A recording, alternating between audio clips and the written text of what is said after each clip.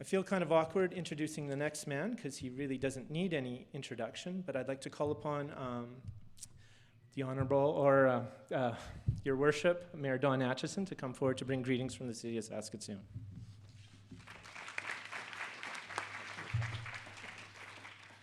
Thanks, Jason. I always like it when I get called honorable because that would mean I got a raise in pay.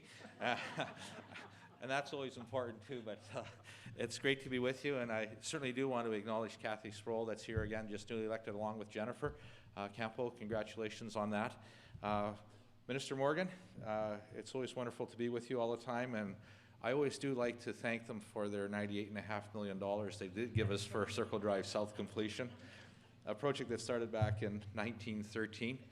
And we're going to have her open and running by September 30th of 2012, just under a century. And it just goes to tell you about people having visions and dreams, and sometimes it just takes a little longer to get there than what you'd like. And then I think of Dr. Fedoruk and having a vision and a dream too, and wanting to be able to help out other people have a better quality of life. And when I think of that, I was telling Mardell, my wife, she was asking me, where are you going today? What events do you have? And I told her that I was coming to this. And she says to me, well, just so you know, she says, my grandfather was one of the first patients as well that had used cobalt-60 and that, and it's amazing. And for my wife, Mardell, too, she's a graduate of cancer.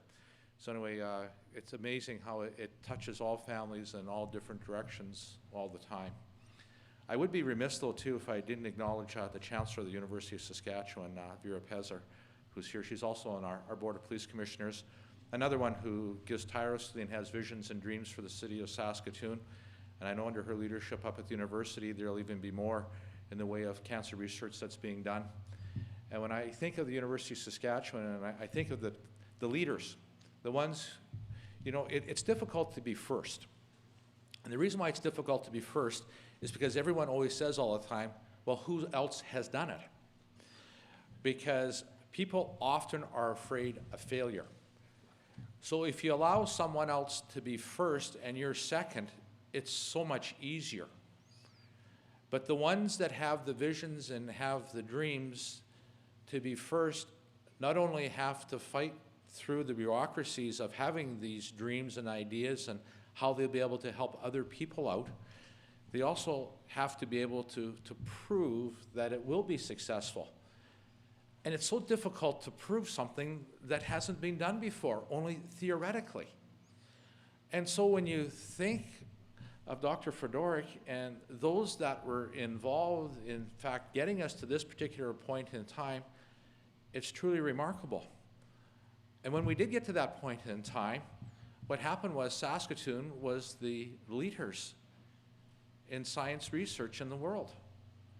And really, we were the science city.